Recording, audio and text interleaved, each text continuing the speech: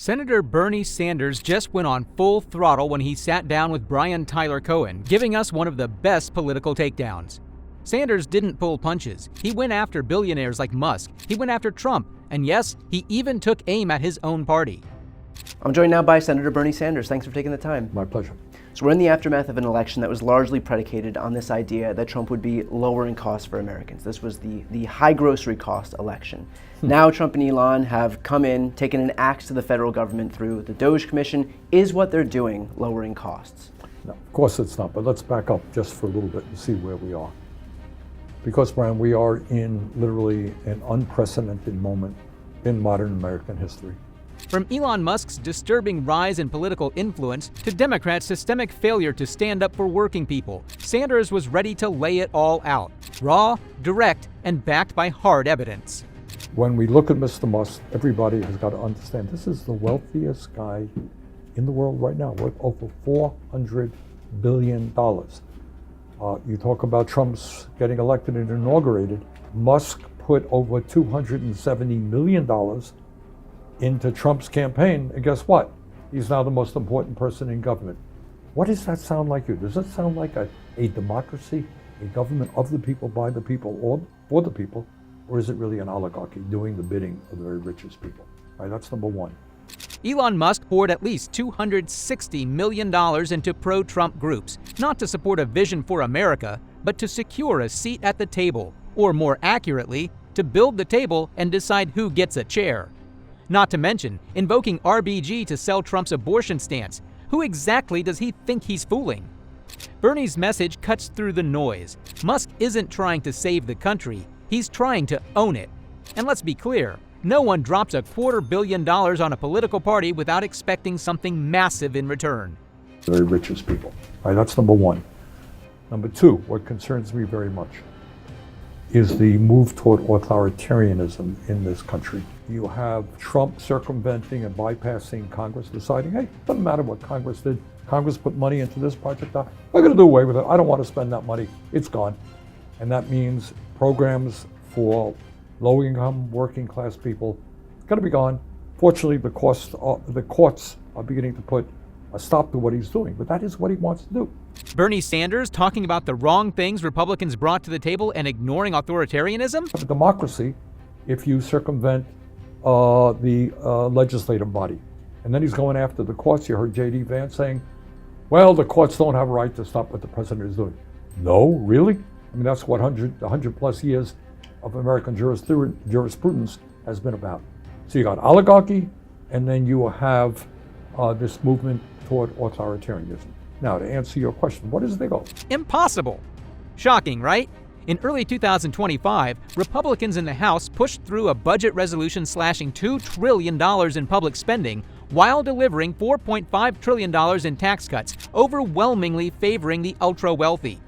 The plan also ordered the Energy and Commerce Committee to slash $880 billion from Medicaid, a program serving nearly 90 million Americans. Sanders painted the picture clearly. Tax breaks for billionaires, healthcare cuts for working people. The goal of oligarchy is to make the richest people who are already phenomenally rich even richer. So how do you do that? Well, you do that through massive tax breaks. Well, where do you get the money to provide trillions of dollars in tax breaks? You cut programs that working people need. Just today, the House brought forth their budget reconciliation bill, an outline of it, talking about huge tax breaks, the very richest people, while they're cutting Medicaid very significantly, and I suspect other programs as well. So you're asking me, are they going to cut costs for working people? No, they're not. They're going to give tax breaks to the rich, and they're going to make massive cuts in programs that working families desperately need. Is this what economic patriotism looked like? And seriously, what's with Elon Musk's appointment to lead the so-called Department of Government Efficiency, or DOJ? It was suddenly responsible for overseeing $2 trillion in federal cuts with zero Democratic oversight. That's not just unorthodox, it's unconstitutional. Sure enough, there was some resistance. Multiple lawsuits soon followed. Union leaders raised red flags over privacy breaches, and legal challenges mounted against Musk's team for dismantling the Consumer Financial Protection Bureau. Sounds like authoritarianism creeping in through the back door.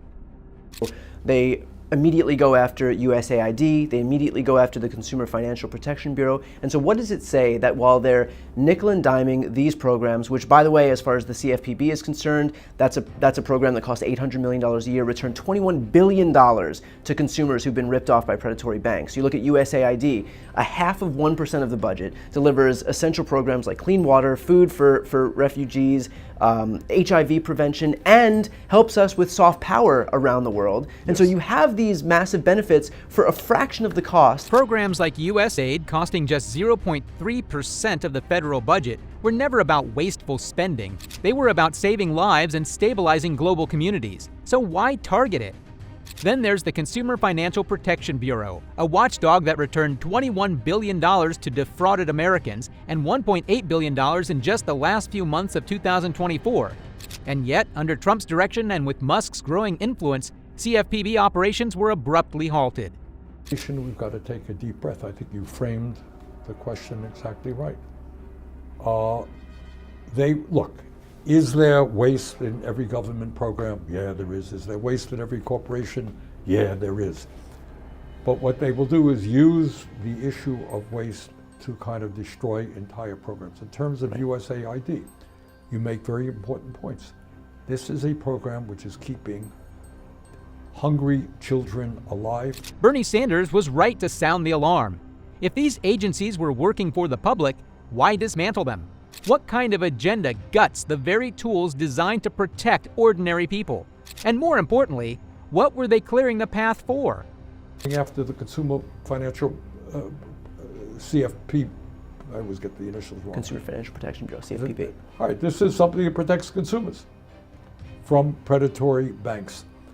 And going after that will just make it easier for banks and large corporations to rip us off.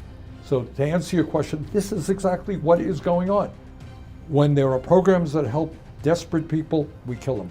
When there are programs that help large corporations and big banks, those are the programs Republicans will support. Sanders' argument cannot be neglected and defied unless the opponents are Republicans thinking just what their leader feeds them. I would say to Trump supporters are two things. Focus not on what Trump says, but what he does.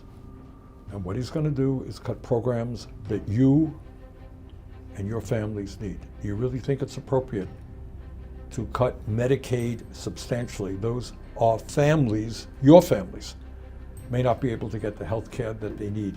Your mother may not be able to get into the nursing home that she has to get into because Medicaid pays a substantial part of that.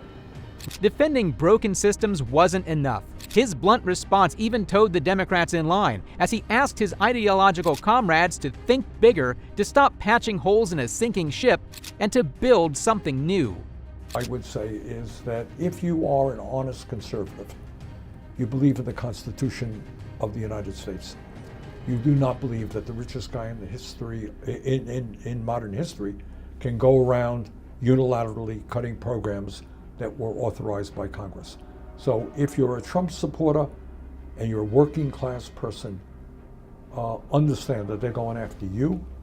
And if you believe in the Constitution and democracy, they're also trying to undermine that.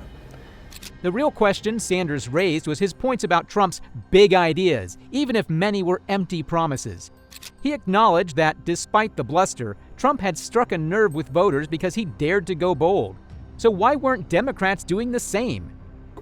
What we have got to do, which the Democratic Party is at the moment incapable of doing, is organizing at the grassroots level. And I'm going to be going around the country trying to do that, trying to get working people and young people, people of color, just the majority of the people to stand up and say, you know what?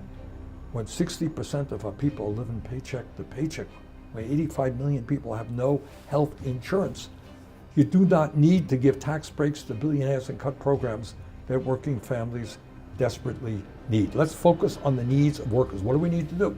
Sanders didn't sugarcoat a single thing. He called out the Democrats for talking like allies of the working class while governing like servants of Wall Street. His point was sharp. If the party keeps ignoring the people it claims to represent, it shouldn't be surprised when those people stop showing up. Bernie Sanders' interview wasn't just compelling, it was a wake-up call. He exposed a government increasingly shaped by wealth, not will. While his criticism of Republicans was sharp, His honesty about Democratic failures made this interview so rare and necessary. The question now is simple. Will anyone listen? Or will his warnings fade while the oligarchy claws its way into American politics?